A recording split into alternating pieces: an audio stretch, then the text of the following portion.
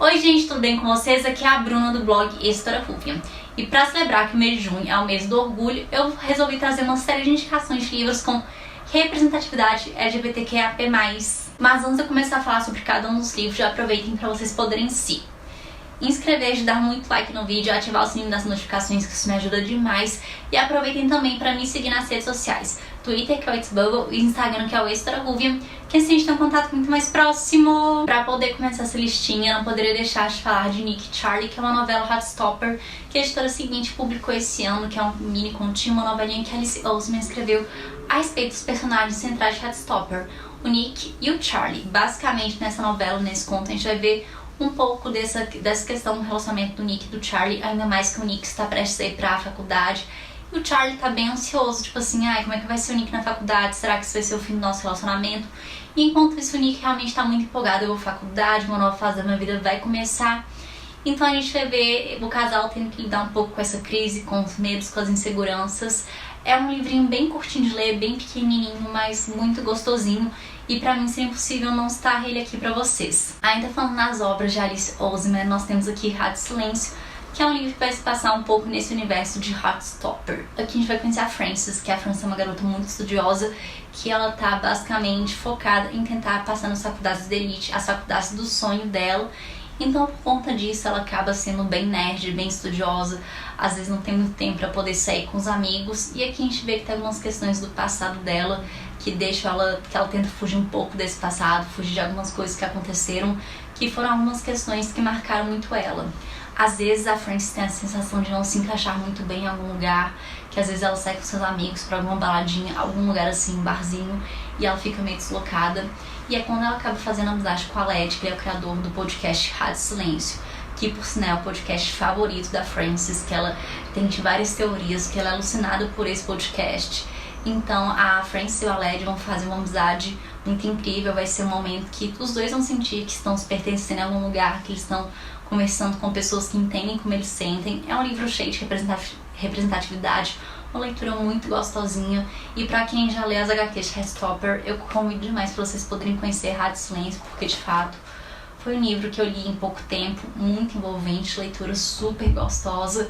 Então convido vocês para poderem conhecer esses personagens maravilhosos. O Aled, que já é meio conhecido porque ele aparece nas HQs de Heartstopper, mas a Frances, que também é incrível. Então é realmente um livro de você achar seu lugar no mundo, sua voz interior, pertencimento, e também tem algumas questões do passado que dão uma curiosidadezinha a mais. Perfeito, apenas leiam. Temos aqui um livro nacional, que é o Guia de Família, do Felipe Fagundes. Inclusive eu já falei desse livro aqui em um vídeo sobre leituras, que é um livro sensacional, que aqui nesse livro a gente vai conhecer o Diego, que o Diego, ele não tem uma relação muito boa com a família dele, porque é uma família muito conservadora, e ele é gay, então ele tem uma péssima relação com a família, em especial o Diogo, o irmão dele, que é tipo filhozinho querido dos pais.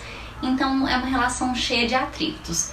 E em um belo fim de semana o Diego tá se preparando para poder fazer uma viagem com os amigos, curtir uma praiazinha, uma viagem gostosa, quando ele é surpreendido pelo irmão, o Diogo, que vai pedir ajuda dele. Falou assim: mano, por favor, preciso de sua ajuda, eu vou viajar com minha esposa, a gente precisa se reconectar, então tomei conta dos meus filhos, seus sobrinhos aí.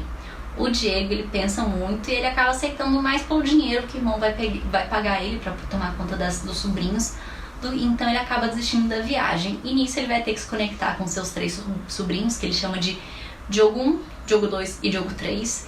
E aqui é uma história realmente que vai falar sobre laços familiares, que aqui vai ter essa questão do Diego se reconectar com os sobrinhos dele, até porque é dessa questão do Diego ser gay, da família não aceitar tão bem.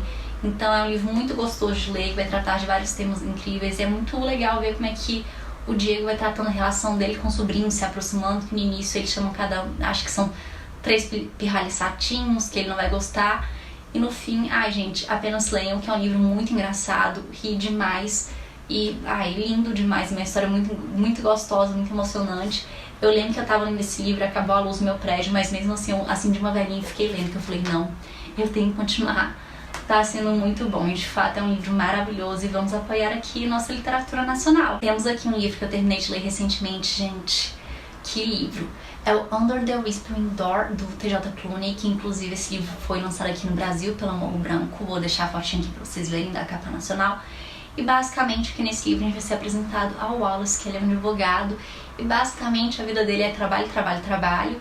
E pra ele é tipo assim, é tudo preto no branco. Pra ele não ter uns tons de cinza. Pra ele é ou tá certo ou tá errado. Não pode ter uma coisa lá no meio. E no meio dessa rotina dele, que é só voltar para trabalho, só focar no trabalho, sem levar muito em consideração a vida das outras pessoas, fazendo o que tem que fazer, o Wallace acaba tendo o quê? Um infarto e morre. E nisso ele acaba sendo levado para uma casinha no meio de uma floresta, que é uma casa de chás, onde ele vai conhecer algumas pessoas importantes nessa trajetória dele. Para poder começar, nós temos a May, que é a pessoa que acaba resgatando o fantasma de Wallace. No funeral dele, leva ele para cá para poder começar a explicar para o Wallace o que ele está passando. Mas a pessoa principal nessa trajetória do Wallace é o Hugo, que ele que gerencia essa casa de chás, e ele é responsável para ajudar os espíritos das pessoas que morrem para poder fazer a travessia, para poder ir para o outro lado, que no caso é abrir uma portinha que existe nessa casa e entrar no infinito e além. E aqui também tem o avô do Hugo e um cachorrinho deles, o Nelson, que é um labrador, que também acompanha muito eles. Então aqui o Wallace, primeiro ele vai surtar, porque ele morreu, ele tem muita dificuldade de aceitar que ele tá morto, que ele virou um fantasma. Então aqui a gente vai ver muito essa questão dessa transformação que vai acontecer com o Wallace, dele ver os erros que ele cometeu em vida, dele querer tentar mudar em morte, da relação do Hugo com o Wallace, como os dois acabam sendo muito importantes um pro outro, como o Hugo acaba sendo fundamental nessa mudança do Wallace, da pessoa que ele é.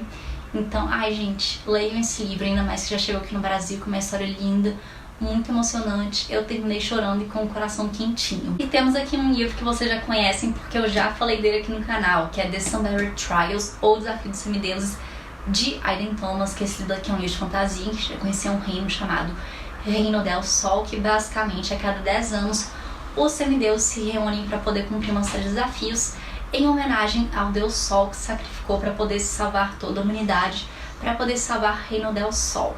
Porque há muito tempo atrás Deus Sol lutou contra os obsidianos, e para poder honrar esse sacrifício que ele fez, tem esses desafios. E nesse desafio, basicamente, um semideus vai ser glorificado por toda essa honra, e outro vai acabar sendo sacrifício para o Deus Sol, para poder honrar tudo que Deus Sol já fez por esse mundo deles.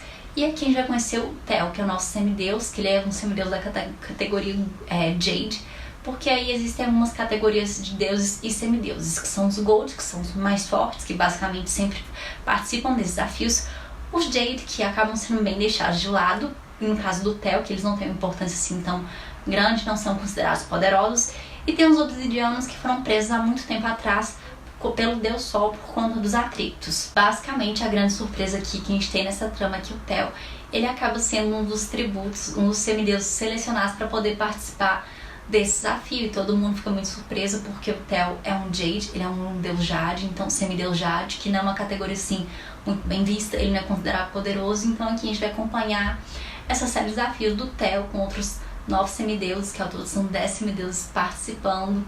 A gente vai ver várias aventuras, vários desafios, e é um livro repleto de representatividade LGBTQIA+. Para poder começar, o Theo, nosso protagonista, é um menino trans, a gente tem personagem não binário, é um livro cheio de representatividade, e algo que me chamou muita atenção é como todas essas questões são tratadas com muita naturalidade aqui nesse livro, nesse universo de Reino del Sol. Então até comenta que dessa questão, quando ele resolveu passar pela transição, fizeram uma festa para ele, uma festa de renascimento, que a transição dele foi como se ele estivesse renascendo. Tem uma amiga dele, a Nia, que ela é uma semideusa, e ela fala que ela tem 2 pais, um pai Deus e um pai homem, que fala que os deuses não tem essa questão de relacionamento, não tem essa questão, enfim. Então é um universo em que essas questões acabam lidadas com preconceito, como a gente vê aqui na nossa sociedade. Então, nesse sentido, o mundo deles acaba sendo muito mais evoluído, que os deuses, as pessoas lidam com isso com muita naturalidade, extrema naturalidade. Então foi bem interessante ler, e eu já quero o segundo livro dessa duologia. E temos aqui a Estratégia do Charme, que é um livro que eu também já falei com vocês, é um vídeo do ano passado de leituras do mês. E basicamente quem a gente vai conhecer o Dev, que o Dev é um cara tipo assim, é o último romântico do mundo, super apaixonado. Ele sonha em ver um conto de fadas, porém a vida amorosa dele não tá lá aquelas coisas, ele passou por um término. E nisso ele resolve focar bastante no trabalho dele, que ele trabalha num reality show amoroso, Deixe Juntar Casais. E nessa nova temporada o pessoal resolveu escolher um cara bem importante, o Charlie, que ele é bem famoso no mundo dos negócios, da tecnologia. E resolveram colocar o Charlie nesse reality show, para ele ser um príncipe e escolher sua princesa entre várias mulheres, para poder se casar. O Dev, ele trabalha há muito tempo nesse reality show e dessa vez ele vai ser responsável por tomar conta do Charlie, ajudar o Charlie nessas questões que antigamente o Dev fazia esse papel, mas eram com as mulheres que participavam do programa, as princesas. Então aqui o Dev vai ser selecionado para poder administrar o Charlie, ajudar o Charlie, dar umas dicas que ele pode fazer no reality show, o que falas que ele pode fazer, ações. E nisso os dois vão acabar se apaixonando e é uma história muito gostosa, envolvente. A química entre o Dev e o Charlie é muito boa. E eu gostei muito de poder ver essa questão dos bastidores do reality show, porque basicamente eu não gosto de um reality show, não vou negar, então é bem interessante ver como que funciona tudo isso por trás dos bastidores. É um livro muito gostoso, envolvente, então vale super a pena ler. E temos aqui um livro que é sensacional, que é Delilah Green Não Está Nem Aí. Aqui nesse livro a gente vai conhecer a nossa protagonista da história, que é Delilah Green, que é uma fotógrafa que trabalha e vive em Nova York, e ela tenta não pensar muito no seu passado, na infância dela ou na vidazinha que ela levava em uma cidade pequenininha chamada Bright Falls, porque foi uma época de muitos altos e baixos, mais baixos do que altos. E ela tá assim, decidida que não quer mais voltar pro passado dela, pra essa cidadezinha que já marcou ela. Porém, quando a irmã postiça da Delilah, a Astrid, resolve se casar e contrata a Delilah para poder ser a fotógrafa do casamento, não tem como a Delilah não ir. Ela acaba indo para Bright Falls, retorna para a cidadezinha para poder ajudar a irmã postiça no casamento, para poder fazer as fotos, mas ainda assim ela tá bem relutante, que ela quer fazer o trabalho o mais rápido possível e ir embora. E no meio disso tudo ela vai acabar se apaixonando pela Claire, que é uma das amigas da Astrid, a irmã postiça dela. Então vai ser bem interessante a gente acompanhar desse relacionamento acontecendo, das duas meio que negando esse sentimento, negando as evidências. E ao meio de tudo isso tem uma conspiração das amigas da Astrid, porque elas falam assim, gente, esse nome da Astrid não presta, não é bom, a gente tem que acordar o quê? A gente tem que acordar ela. E elas se unem a Delilah para poder tentar ajudar a Astrid a enxergar o que tudo isso está acontecendo. Então é um livro muito gostosinho, que ao mesmo tempo tem esse romance entre a Claire e a Delilah, das duas entendendo esses sentimentos. Da Claire realmente, cara, tô me sentindo viva depois de um divórcio, depois de ter que lidar com um ex-embuste de um marido muito mais ou menos. Então esse relacionamento com ela, com a Delilah, acaba sendo importante pra ela também, dela se sentir viva. É muito gostoso e também tem essa questão engraçada de ver o pessoal tentando sabotar o casamento. E pra poder finalizar esse vídeo eu trouxe aqui essa HQ Mooncakes, porque eu queria trazer algo diferente, um gênero diferente dos livros que eu já citei anteriormente. Então temos aqui uma graphic novel, apesar de que existem outras que também são incríveis, que eu já falei delas aqui no canal. Mas a respeito de Mooncakes, a gente vai conhecer a Nova, que a Nova é uma jovem bruxa que trabalha na livraria de sua família. Suas avós são duas bruxas, então que a gente tem esse mundo repleto de magia, de bruxaria, de encantos, feitiçarias. E aí, num belo dia de lua cheia, a Nova vai ser atraída por um lobo branco até a floresta, até que a Nova descobre que esse lobo, na verdade, é Tang Lang, seu antigo crush de infância. Então vai ter esse romance entre a Nova e Tang, ao mesmo tempo que acaba tendo um conflito envolvendo as forças mágicas. Gente, é simplesmente incrível, as cores, tudo muito bonitinho. É uma história que é sensacional, fofinha demais, repleta de muita representatividade. Ai, gente, eu li, o pessoal da Dark Side mandou e eu achei a coisa mais fofa desse mundo. Tem conflito, que também mostra um pouco da família da Nova, algumas questões do passado dela. É simplesmente uma história muito linda e fofa que vocês precisam conhecer, que vocês precisam ler. Enfim, gente, assim nós chegamos ao final do vídeo. Eu espero que vocês possam ter gostado. Eu tentei mostrar obras um pouco diferentes, com gêneros diferentes, que trouxessem representatividade, que pessoas pudessem conhecer, se interessar.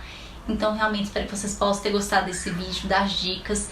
Então não se esqueçam de se inscrever no canal, dar muito like no vídeo, ativar o sininho das notificações, porque toda semana tem vídeo novo aqui no História Rúvia, e compartilhar com os seus amigos e amigas, que assim mais gente chega no canal, assim mais gente pode ajudar a impulsionar o meu trabalho, que isso realmente me ajuda demais, vocês não fazem ideia. Então compartilhe esse vídeo e me conta aqui nos comentários se você já leram algum desses livros que eu citei aqui no canal. Se vocês têm vontade de ler, me conta aqui que eu quero saber. E apenas lembrando, não vamos deixar de apenas exaltar livros e autores LGBTQIA+, no mês de junho, que a gente tem que exaltar tanto essas obras quanto os autores. É um ano inteiro. Então é isso, muito obrigada e até a próxima!